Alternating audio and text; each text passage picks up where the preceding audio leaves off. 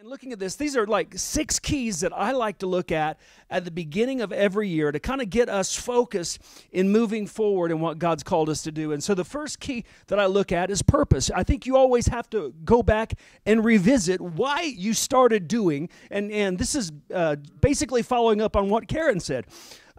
We begin to look at the purpose of your business. Why are you in real estate? You know, the why is as important as the what. Because listen, if you lose the why along the what, sometimes you'll lose your family. Sometimes you'll lose your way. Sometimes you'll burn out because you settle for like false finish lines. You begin to look forward, and it's not about what you began to do in the very beginning. And in fact, I wrote this down in 1923. 8 of the most powerful people met to structure a new economic system in the world. These were cabinet members, bankers, stockbrokers. And this is what happened to them 25 years later. The president of U.S. Steel, Charles Schwab, anybody heard that name? Dies bankrupt. President of the largest utility company, Samuel Insull, dies a fugitive, broke in Greece. The great wheat baron speculator, Arthur Cutten, dies broke abroad.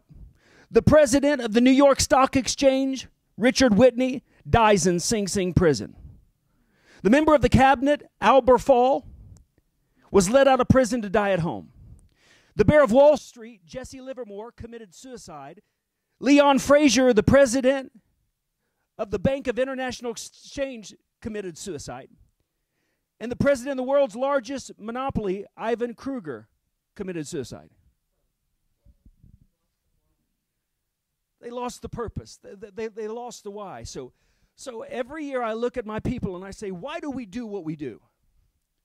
You know, as believers, all things do not work together for good. All things work together for the good of those who are called according to purpose. Because when the purpose of God is recognized, the power of God flows. And so some people's kids will never be on crack because they'll wake up to a higher purpose in their life, right? And so I'm a who that does a what for a why. And I'm sorry? You just write that down? Prophesy. You are a who that does a what for a why.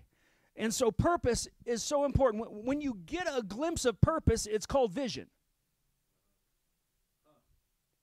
That's what without vision, people perish, or they cast off restraint. Whenever you get a glimpse of your purpose.